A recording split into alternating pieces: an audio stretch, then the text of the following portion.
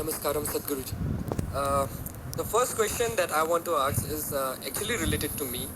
I'm in the last year of engineering, so now there is a very big decision that I have to make now, and people have told me that if I take decisions from my heart, I'll be successful in life. So, but there lies a problem. The problem is that I don't know which thought is coming from my heart and which thought is coming from my brain. So how can I figure out like which thought is from my heart and which is coming from my brain?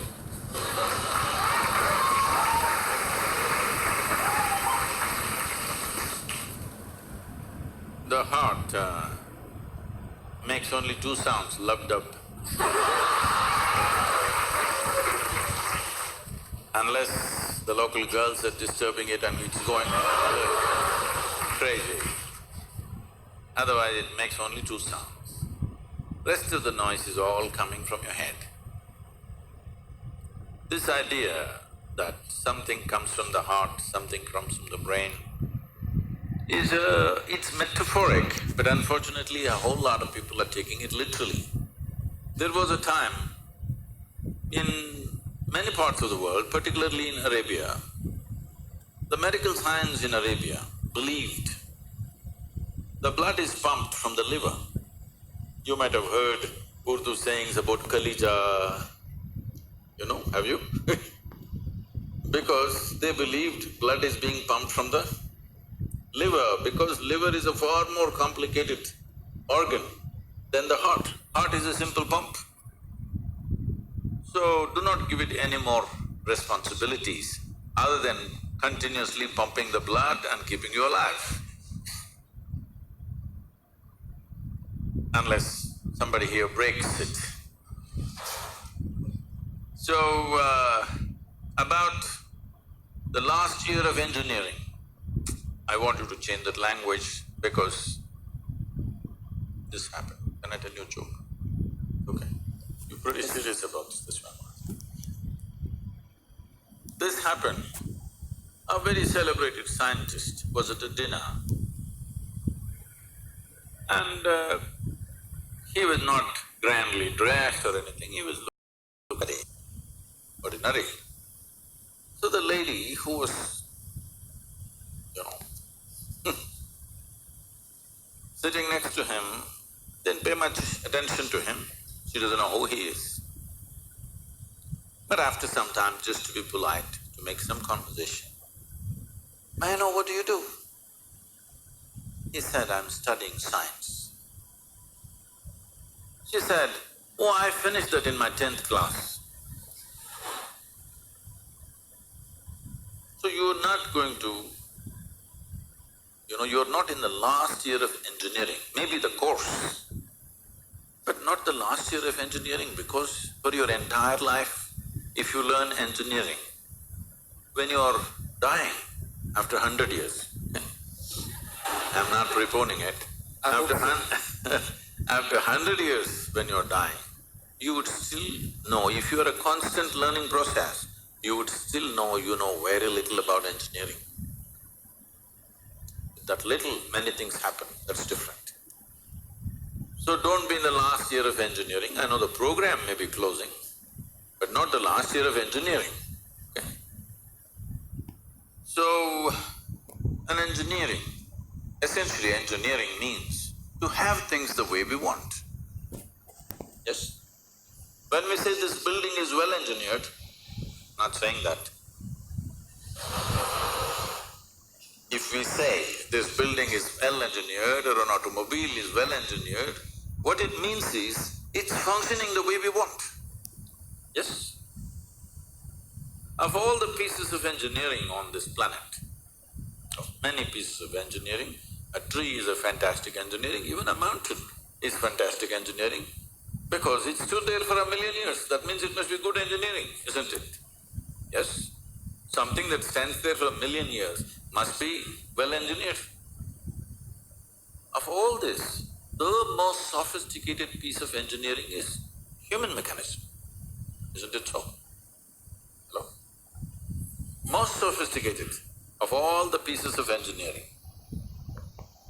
Now, because it's a sophisticated piece of engineering, it needs a certain level of attention, otherwise you don't figure it. Now that we gave you such a highly, high-tech piece of engineering, I'm asking you, did you read the user's manual? I think there is no user manual for now. How can they make such a fantastic piece of engineering without a user's manual? Maybe it doesn't come with a booklet attached to your neck when you were born. But indications must be there, isn't it, how to use it? Huh? Is it true somebody who's an athlete or a gymnast or someone else like that learns to use their body than a whole lot of other people? Yes. Obviously, at least one aspect of the physical engineering of the body, they seem to have read the user's manual about the physical aspects. Is it true certain people are able to use their mind better than others? Maybe they read another part of the user's manual. So, now with heart manual and the brain manual, see, the problem is most people are prejudiced against the brain. This is a question that always comes to me. Sadhguru, I want to meditate but thoughts are coming. The common question everywhere. I ask them, see, I'll make you meditate. We will stop the liver, we'll stop the kidney, we'll stop the heart, we'll stop everything, okay? Oh, no, Sadhguru. So you want the liver to function when you're meditating. You want the kidneys to function. You want even the spleen to function, you want the heart to function.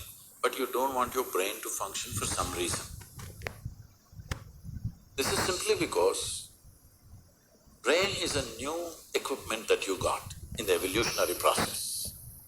This level of cerebral development happened more recently compared to the other systems. If you cut open any mammal, they all have all these parts, isn't it? Every part that you have here, all of them have. Even if you open a frog, most of you, your biology department. Even if we open a frog, almost everything that you have, he also has, isn't it? It is only… the big difference is only the cerebral development, which is a more recent happening. Because it's a more recent happening, most people have not figured how to handle it. So, user's manual is very important. You don't read a user's manual just before you discard the machine. You read it in the first few days, isn't it? Hello? If you buy a phone, do you want to read the user's manual in the first 3 days or after 3 years when you're throwing it away? First 3 days, isn't it? So, knowing how this functions is very important. Never did ever heart generate any thought or intention. Well, when you looked at the young girl, heart beat more, that doesn't mean it's saying anything, it's just trying to compensate for the other levels of excitement that's happening.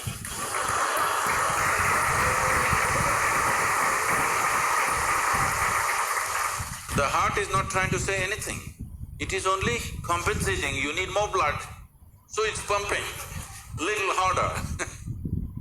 That'll happen even if you run up the staircase. Yes? What happens to you little panting when you fall in love also happens physiologically when you run up a staircase, yes or no? Fear also does that to a whole lot of people. So, heart is not trying to say anything, it is just trying to make sure every part of the body gets the nourishment of blood flow. So, it's your brain speaking in different tongues. What's your native language? What's your mother tongue? Assamese. So, because when you know 2-3 languages, sometimes it gets confused, sometimes it speaks in English, sometimes in Assamese, sometimes in something else. So you're thinking different people are speaking, heart is speaking, mind is speaking, no. There is thought and there is emotion. People think these two things are saying different things. They're not saying different things. The way you think is the way you emote, isn't it so? Right now if I think, oh, she's the most wonderful person on the planet, I just have to think, then my emotions become sweet towards her. Now I think she's the most horrible creature on the planet. Now my emotions become nasty. Yes or no? I cannot think she's horrible and have sweet emotions. I cannot think she's wonderful and have nasty emotions, isn't it so? But today I thought she's the most wonderful person and my sweetness was flowing. Suddenly she did something tomorrow that I don't like. I think she's horrible. Thought is agile, it changes direction just like that. Emotion is little sappy. It takes time to turn around. So that period you struggle as if there are two dimensions of thing happening. Because thought is saying one thing, emotion is still going sweet because it takes time to become nasty. Everybody struggles, but it catches up or no after some time? Hello?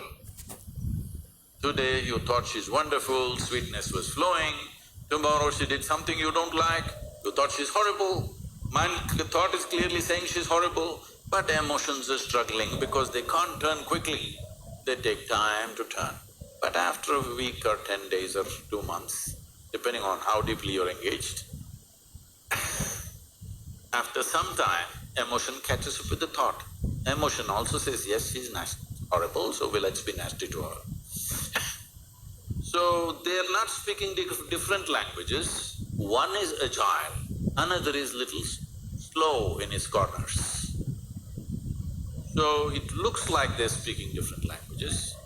When it comes to what you want to do, you must think clearly, it's very important. Thinking clearly means, the question is not about what will get me this, what will get me that. Is your life precious to you? All of you, I'm asking. Your life, is it precious to you? So before you invest this life into something, you must look whether today if I invest my life into this, after 25 years, will it still mean a lot to me? After 50 years, will it still mean a lot to me? At the end of my life, if you turn back and look, will I be proud of this or will I be ashamed of what I'm doing right now?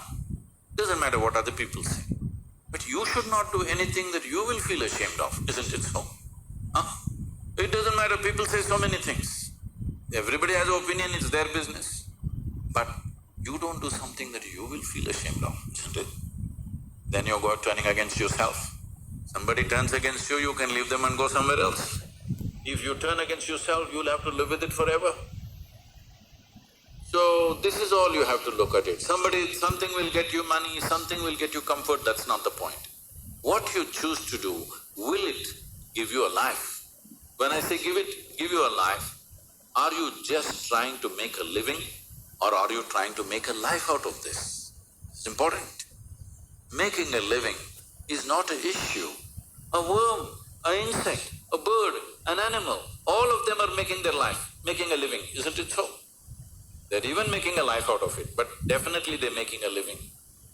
So making a living with such a big brain is not an issue. Earning your food is not an issue, making a living is not an issue. Only problem is you want to live like somebody else, that's an endless problem.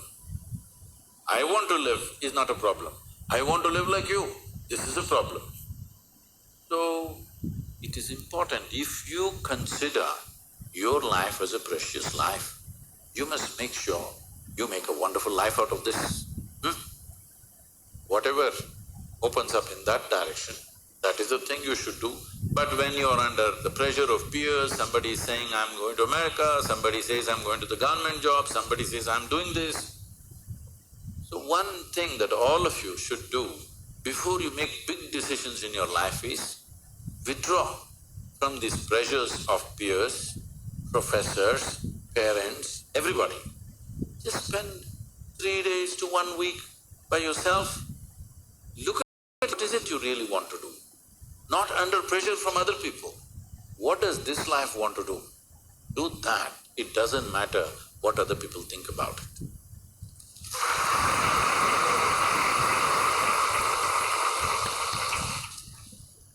Thank you so